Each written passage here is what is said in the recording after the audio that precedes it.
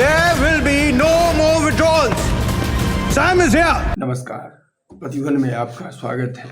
मैं हूं रमन कुमार। आज बात करते हैं भारत के उस महान सेना नायक का जो सदा अजेय रहा और मौत को भी अपनी मजाकिया स्वभाव और अंदाज से उसने कई बार पीछे हटने को विवश किया। अपनी अस्पष्टवादिता के कारण वह देश की महिला प्रधानमंत्री के बालों की सरेआम प्रशंसा कर सकता था, उन्हें स्वीटी कह सकता था और उनके गलत निर्णय के प्रति आगाह कर उससे अपनी असहमति जता सकता। बात करते हैं देश के पहले फील्ड मार्शल सैम हॉर्मोस जी, फ्रेम जी, जमशेद जी मानेकशॉ की।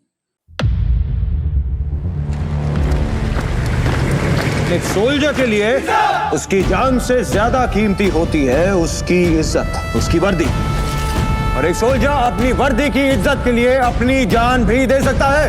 ये जंग है, मुझे और मेरे सोल्जर्स को इसी की ट्रेनिंग मिली है। आप राजनीति संभालिए जिसकी आपको ट्रेनिंग मिली है। मुझे पॉलिटिक्स में कोई इंटरेस्ट नहीं, आर्मी ही मेरी लाइफ है। सोल्जर्स की ड्यूटी है अपने देश के लिए जान देना। I beg your pardon, madam. Soldiers की ड्यूटी है देश की रक्षा के लिए दुश्मन की जान लेना।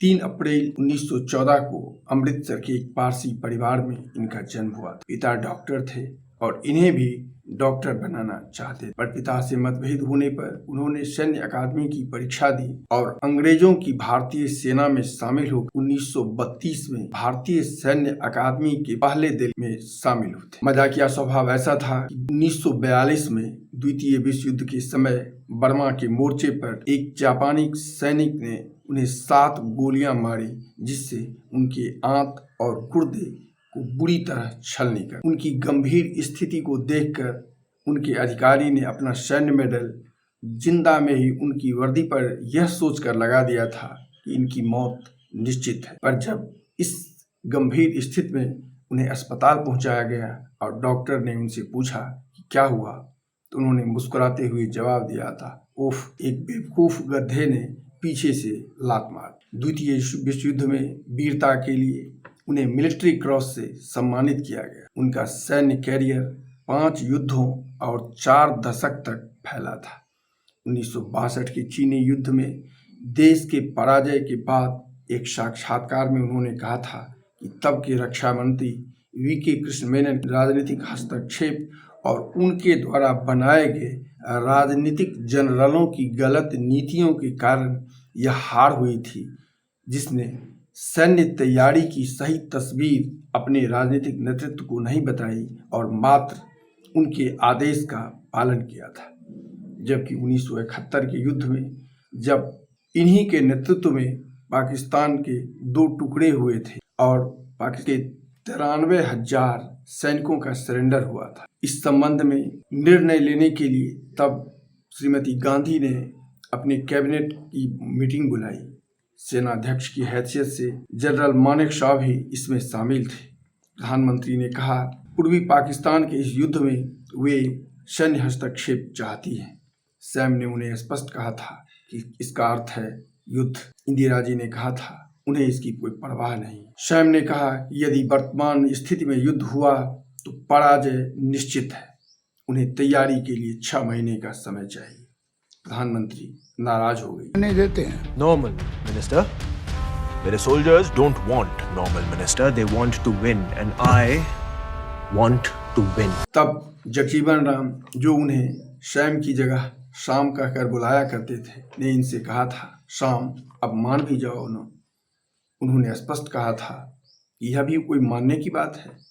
अप्रैल का महीना आने वाला है, अप्रैल का महीना है, अब मानसून का समय आएगा, किसान खेती में लगेंगे, उन्हें उनकी खेती के लिए विभिन्न सामानों को पहुंचाने की ज़रूरत होगी और उन्हें रेल सड़क के साथ कई सारे संसाधन देश से चाहिए। और यदि उन्हें 6 महीने का समय मिला तो वे युद्ध में विजय की 100% गारंटी देते हैं। फिर प्रधानमंत्री की नाराजगी को देखकर उन्होंने कह दिया था कि यदि वे उनके इस मत से सहमत नहीं हैं तो फिर उन्हें मानसिक और शारीरिक असमर्थता के आधार पर त्यागपत्र देने की आज्ञा दी। इंदिरा जी उन्हें चुप बैठने को कहा था। फिर 6 महीने का समय दिया गया। उनकी कुशल रणनीति में पाकिस्तान के 2 टुकड़े हुए।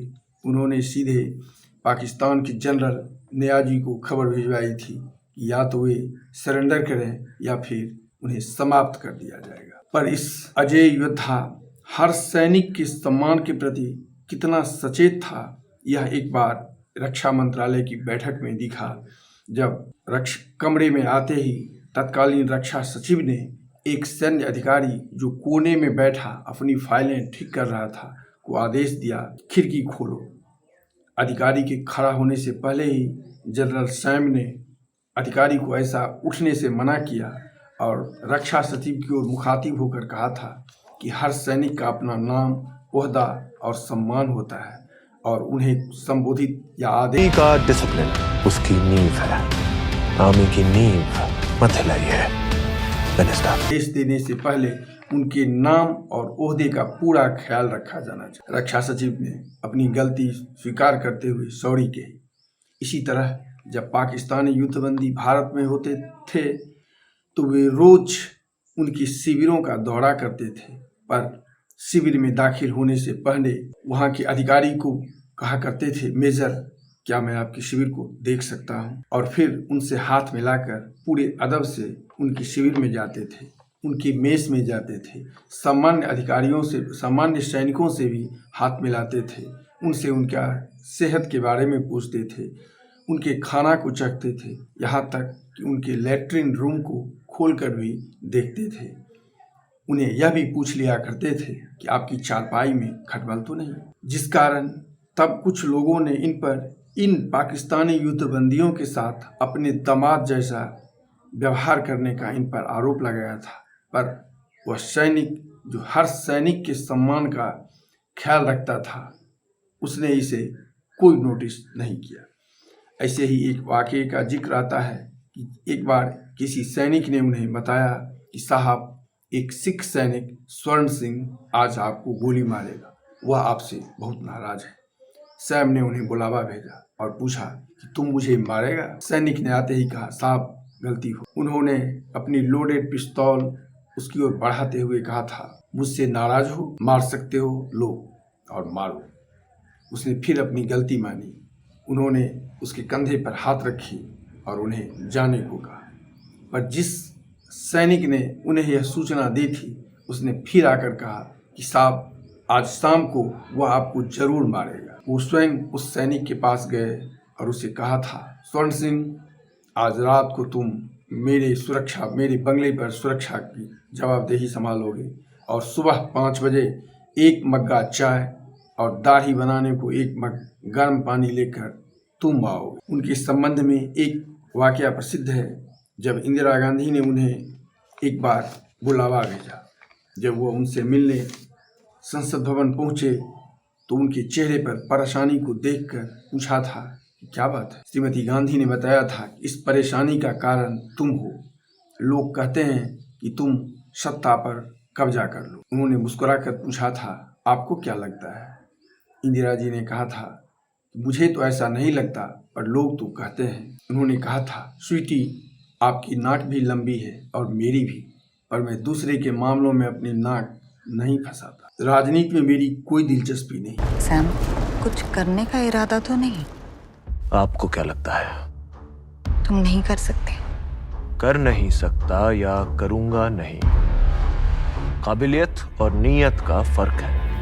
प्राइम मिनिस्टर, आप राजनीति संभालिए जिसकी आपको ट्रेनिंग मिली है। मुझे पॉलिटिक्स में कोई इंटरेस्ट नहीं, आर्मी ही मेरी लाइफ है। ऐसा ही 1973 में उन्हें सेवानिवृत्ति के समय 6 महीने का सेवा विस्तार दिया गया, पर उन्होंने इसे अस्वीकृत कर दिया। फिर उन्हें 1973 में देश का पहला फील्ड मार्शल बनाया गया, पर इसी बेबाकी और मजाकिया स्वभाव ने जहां उन्हें लोकप्रिय बनाया, कई बार परेशानी का भी सामना करना पड़ा।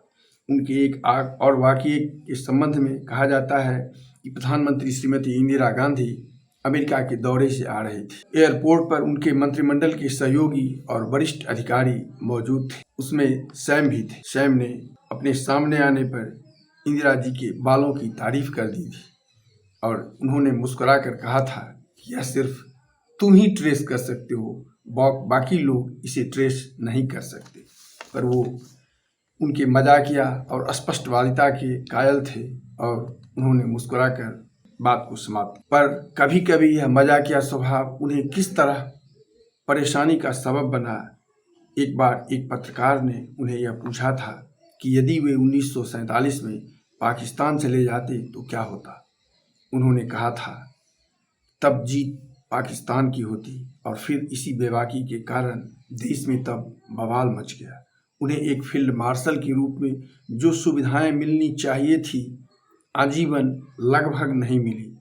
93 वर्ष की उम्र में दिल्ली स्टाफ ऑफिसर्स की सुविधाएं उन्हें दी गई, जिसे उन्होंने यह कहकर लेने से इनकार कर दिया अब वह उनके किसी काम की नहीं। बेबाकी और ठकर सुहाती बातें न करने के कारण उनकी अंतिम यात्रा में न तो देश का कोई शीर्ष नेतृत्व पहुंचा, न सैन्य का कोई बड़ा अधिकारी, न ही सेनाध्यक्ष, क्योंकि वह ठकुर सुहाती बातें नहीं कर सकता था। पर जिसने सर्वोच्च अपने जीवन का सब देश को समर्पित किया था, क्या उसके साथ यह किया जाना उचित है? इसी तरह उनके वेतन और भत्ते जो बहुत कम मिलते थे, यह बात जब 2007 में देश के शीर्ष नेतृत्व तक पहुंची तो तमिलनाडु के एक मिलिट्री हॉस्पिटल में तब जनरल सैम एक मिलिट्री हॉस्पिटल में भर्ती थे। तब के डिफेंस सेक्रेटरी शेखर कपूर उनके 30 वर्ष का बकाया एरियर 1 करोड़ 16 लाख रुपए का चेक लेकर अस्पताल पहुंचे। अस्पताल के बिस्तर पर लेटे सैम को उन्होंने चेक सौंपा।